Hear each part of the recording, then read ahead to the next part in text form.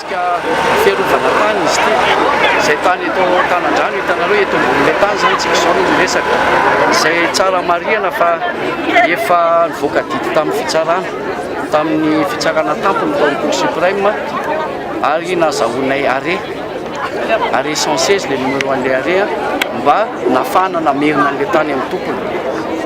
Io didim-pitsarana io zany no tanterahany sampanjara fananantany avy eo ary namerenana ireo titre anankivalo amin'ny tompony ity tany ity izay marihana fa eo amin'ny 30 hectare eo le tany zany no fialaran'ilay tany. Dia amin'izao fotoana izao zany ny zavatra misy dia zavatra tena sady mampalahelo no mahatsiravina tsy hita soa izay lasanana satria le orinasa miady aminay zany hoe le orinasa telema miady aminay zany amin'izao fotoana izao dia mbola tsy maty voalavo-kivo dia mikezaka indray ny ampiditra fitsarana vaovao izay zavatra tsy tokony azo atao intsony mba hahafahana indray manao ny annulation na hoe manala an'ilay titre rehefa miverina aminay dia izay zany ny anton'izao hoe fanankanana fanohanana ary fiantsoana koa ny fitondram-panjakana mahefa izay voakasika izao resaka ady tany izao mba hiaro n'le vahoaka amin'le boki-tany amin'le titre izay efa pelatanana satria zany ny antony hoe isin'ny tany-tandalàna ahoana moa ny isin'ny tandalàna raha ohatra ka hoe tranonao zao na taninao zao tonga dia omenamena laina orinasa vahiny sy arak'izay itiavany anazy fotsiny.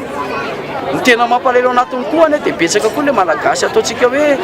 asa noho ny hoe miasa amin'ny zareo siana dia tena manao ny haintsio zavatra mihitsy hanapotika an'ilay malagasy mitovy raha aminazy ihany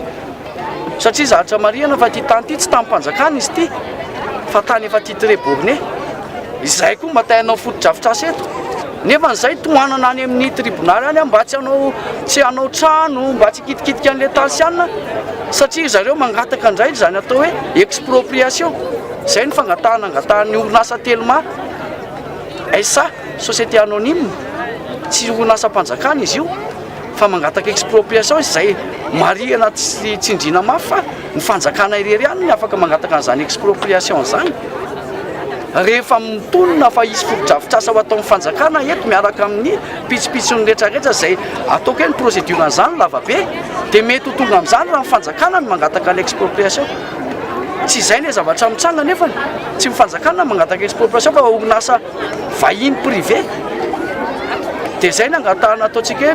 mety efa amin'ny filoham-pirenena mihitsy izao resaka izao satria ity zany tiany mba atao hoe ohatra vela fiaingana mihitsy izy ity amin'ilay malagasy atao tsindrazo lena sy tsindrina lava eraky ny tribonaly sy rehetrarehetra io hoe tokony ampiana ilay malagasy tokotany satria raha izao mitsanga na ny trano ipetrahany tsirairay ane zany mety ho azon'ireo vahiny ireo alaina ratsy izy ary no tokony ahy azy tsy tokony fitondram-panjakana ve ny tokony ahana azy voalohany dia izay ny anton'izao fihetsika izao izay marihana fa tsy fihetsika tsisy idirany politika mihitsy izao zavatra ataonay izao fa fiarovana ny taninay izao zavatra ataonay izao.